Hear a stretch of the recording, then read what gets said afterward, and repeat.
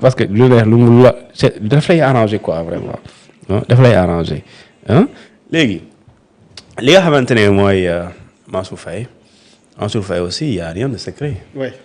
Il est convoqué quasiment pour pas pour les mêmes faits mais pour une histoire de détournement de deniers publics présumés parce que la surfacturation de Bamba certes du délit. Oui. maanaam quand je dis du délit mooy binduñu fenn ci ñu ne article tel nee na surfacturation nii. mais la surfacturation en matière pénale ici d'accord wala en matière juridique fii nii la surfacturation est un procédé est une technique d'accord utilisée par une personne pour soustraire ou bien pour détourner ou bien pour escroquer des deniers publics dans ce cas kon la surfacturation dafa permettre nga mën a génnee xaalis bi nga ko génnee nga détourné. loolu mooy mais après gis naa avocat boo xam ne non surfacturation du délit certes droit du délit d'accord waaw mais la surfacturation est une technique permettant à un individu d'accord de pouvoir soustraire détourner ou escroquer des deniers publics c'est ça la vérité c'est une technique c'est comme l'arme la balle est-ce que balle bi mooy kii mais la balle n'a permis que de tuer quand même le tireur la ñuy jàpp est-ce que dañuy jàpp fetal bi di ko tëj dañuy jàpp non c'est le tireur ki ko tiré la ñuy jàpp mais sëñ bi loolu la donc l'arme n'a été qu'un moyen utilisé pour éliminer une personne mais c'est ki rey nit ki nag léegi la ñuy jàpp et donc la soustraction la surfacturation aussi c'est une manœuvre frauduleuse soo demee ci escroquerie loolu la ñuy wax c'est toute manœuvre frauduleuse utilisée par quelqu'un pour xam nga sàcc nit ñu la naqoo wala yooyu xaw ma lan donc li nga xamante ni moom mooy am il lui revient. mais est-ce que Mansour dana mën a cautionner parce que je pense que son cas c'est. ñaata lañ koy toppee. 2 milliards 900. 2 milliards je pense.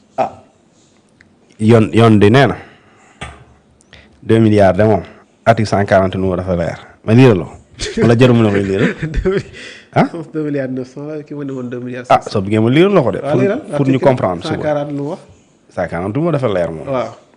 ok ma liiraloo ko. da ngay cautionner da ngay joxe. moom waxul ay Mansour Faye de dafa nay. somme bi yëpp.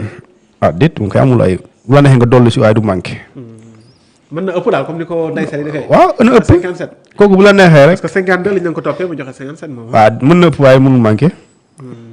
am ngi nii. mën ta manqué fukki dërëm. 140 loi numéro 99-6 du 29 janvier 1999 mu ne. à l'encontre des personnes poursuivies par l'application des articles 152 à 155 boo fa demee code pénal 152 ba 155 loolu mbirum détournement de deniers publics la ñuy wax escroquerie portant sur les deniers publics ak soustraction de deniers publics loolu lay wax. léegi mu ne du code pénal le juge d'instruction délivre obligatoirement d'accord un mandat d'arrêt si l'inculpé est en fuite. le DAGE du ministère bi celui qui l'a dit maa fu mu nekk waaw mooy ki sant Sow. waaw dafa daw. Alassane. Alassane Diallo Alassane Diallo daa daw. astafurlah xaw ma nekku fi daal. mais si yoon mënuma astafurlah parce que si yoon loolu lay wooyee daw. nekku fi. mais il a été même auditionné. waaw mais il est sous le coup d'un mandat d'arrêt. Alassane boobu xaw ma fu mu nekk. ñu ne beneen bi. mandat de dépôt obligatoire lorsque le montant initial est égal ou supérieur à 1 million bu fa tolloo rek bu tolloo 1 million wala mu weesu ko rek na toll 1 million rek. mandat de dépôt waaw bu dee 500 000 le mandat de dépôt n'est pas obligatoire. nga def 1 million daal. mais dañ ne supérieur ou égal à 1 million de francs CFA d'accord. condition bi si la personne ne fait pas l'objet d'un remboursement ou du cautionnement de son intégralité d'accord ou d'une contestation sérieuse lu koy jeex na kon bu la toppee 2 milliards soit tu contestes sérieusement 2 milliards yi nii la demee juge bi gëm na loolu la wala nga indi 2 milliards en guise de remboursement wala nga indi 2 milliards en guise de cautionnement sinon mandat de dépôt la amul leneen. mais Mansour daa waxoon sax moom du cautionné. te ñi koy xaar kaso aussi nañu seet leneen. parce que moom kon tëdd xëy na yor na kon dafa am contestation que sérieuse jusqu'à l'exception du soleil kenn mënu ko tëj ci biir dossier je pense qu'il a toujours dit non. man dama lay wax loo xamante ni saa yi tey la lan. waaw noonu la wax loi moo ko wax mais Mansour aussi dafa boo xam. léegi nag juge bi. moom tamit lii lay sukkandiku. ci lii la sukkandiku ci bii li may wax la sukkandiku yóbbu Moustapha Diop prison fii la sukkandiku yóbbu Sophie Gladima kaso fii la sukkandiku yóbbu ñoom Farba Ngom fii la sukkandiku yóbbu Tahirou Sarr fii la sukkandiku yóbbu ñeneen ñoo xam ne yow xamoo leen yaa ngi dégg. ci la sukkandiku aussi bàyyi ñeneen ñoo xamante ni indi nañ caution wala garantie mu bàyyi la fii la sukkandiku aussi bàyyi soxna soosu di Jéegi Jóob dama ne fii la sukkandiku te képp kuy ñëwaat fii lay sukkandiku mu koy lu ma la dafa leer léegi nag Mansour Faye peut-être que dina contester sérieusement comme ni nga ko waxee moom man loolu laa gëm. oui dama jàpp ne quand il dit ça parce que man su ma demee ba am confiance sama bopp su ma demee nga ne doo dem doo remboursé. oui te doo dem kaso. doo cautionné yoon de nee na la ñaar moo la dese kon ñaar wala mandat dépôt la ñaar yooyu ñu ne ko ban la ñu ne ko contestation sérieuse ñu ne waa ak ban ñu ne médecin bi wax ne toi inculpé ton état de santé est incompatible avec la détention. Si tel n'est pas le cas sëñ bi mandat de dépôt la léegi nañ toog xaar. mais moom peut-être contestation bi ci dina ko wekk ci. waaw si elle est sérieuse kay la loi d'habilitation parce que Mansour ci texte yu bëri dafay revenir ci la loi d'habilitation en disant que ci période boobu lépp li nga xam ne dafa tënk wàllu marché dañu ko tegoon suuf pour justement ay entente recte yooyu moo amoon et cetera. mais contestation la ñu wax xam nga waxuñu contestation. si la loi parlait de contestation point. oui tout le monde peut contester mais waxul contestation daf ne contestation sérieuse. maanaam mu dëgër këcc daal. dëgër këcc fii ku ne basé sur des arguments fii bu ñu waxee contestation kay. mun nga bu ñu yemee foofu rek kon yomb na yaa jël nga ne jëluma loolu contestation la yaa jëluma contestation la kon kay mooy loolu c'est kon mënoo jàpp kenn mënoo rembourser mënoo cautionner ñu ne léegi mën nga contester kon dañ lay woo nga ne yow yaa jël nee na yow da ngaa ñëw xam nga gars yi nee nañ et cetera nii gis nañ nii am na 100 millions boo xam ne kenn xamul foo ko dugal nga ne du man contestation la mais du man c'est pas une contestation sérieuse. Pour qu'elle soit sérieuse il faut amener des documents des preuves d'accord. am na 10 millions yu ñu génnee nga ne par exemple lii lañ koy jëndee mais loolu nga wax lañ koy jëndee mosul ñëw boo bëggee justifier loolu doo yem ci rek waaw lii mosul ñëw d'accord mais mosul ñëw mais c'est pas de ma faute. lu mosul ñëw loolu la génne mais kon bu dee mosul ñëw bu dee da nga commandé ceeb. ceeb bi mosul ñëw te 10 millions yi génn na. mais il faut nga wax vraiment ne 10 millions fu mu jaar. ana ñu la porté plainte ñoom ñu la yóbbuwoon si weer daf ko neex na rek waaye ñoom bokk ci dossier bi nga dimbala ma rek nañ jàll. man daal xam naa. dëkk bi daal. en tout cas. pôle judiciaire moom. waaw mu ngi fi de am na ñu ko bëggul gis. waaw sànq rek maa ngi gis bâtiment bu rafet. pôle judiciaire foowuñu te balaa ngay xam ne foowuñu rek gis nga fu ñu leen utal kenn raxul leen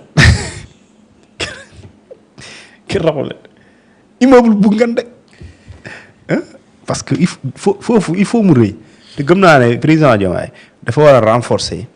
maanaam yokk magistrat yi gën leen yokk su ma jumlee 27 la ñu woon. mu yokk leen parce que dossier yi dañoo bëri waaw parce que dossier yi dañoo bëri ñoom ñoo ko ku jóg rek foofu ngay dem ku jóg fa nga dem. donc ñooñu bu dee dañoo bëri liggéey. il faut nga yokkal leen ay magistrats. puisque ñoom c'est des magistrats spécialisés kay. ok mu ngi doon en tout cas dans tous les cas demain moom Mansour Faye dina ànd ak ses avocats. wala son avocat dem répondre ci li nga xam ne rek moo di juge d'instruction ci par rapport ak lu soxal mbaarum mbas mi moom nag la ñu koy toppee su ma jumul toll na ci 2900 milliards je pense su ma jumul ci wàllum koppar donc on verra bien quel sera son sort parce que moom yàgg na toog yëkkati ay kàddu ne jusqu'à l'exception du soleil kenn du ko tëj ci bile dossier te amul benn rapport boo xam ne tudd na turu li nga xam ne moo di Mansour Faye. Abdoulaye Wade waxoon ñëwaat Abdoulaye Wade nee woon xam nga Abdoulaye Wade waxoon na nee na mon fils Karim Wade ne sera jamais convoqué par la justice sénégalaise. Karim a été convoqué. mu ne Karim Meïssa ne sera jamais placé en garde à vue. Karim Wade a été placé en garde à vue. mu ne Karim Wade ne sera jamais emprisonné.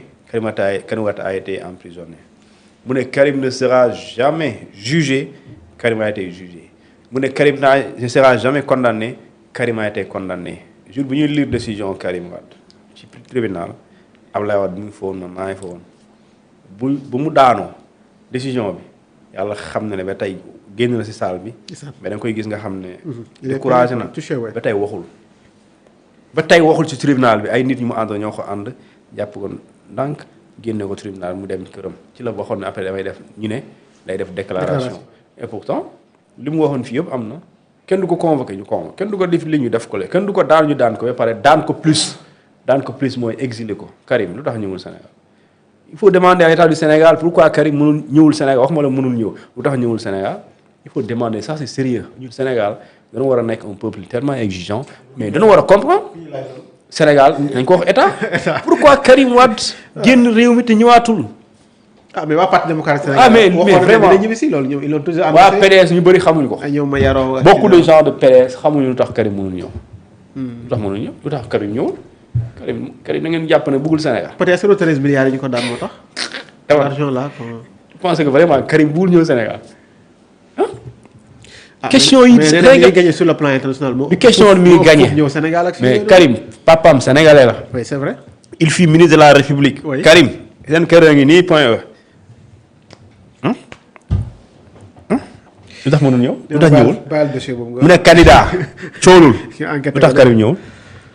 bàyyi naa la dossier boobu nga enquêté ko. en tout cas dañ ko war a lijjanti de. voilà donc on verra bien nga enquêté boobu le dossier. ñu dem ci wàllum.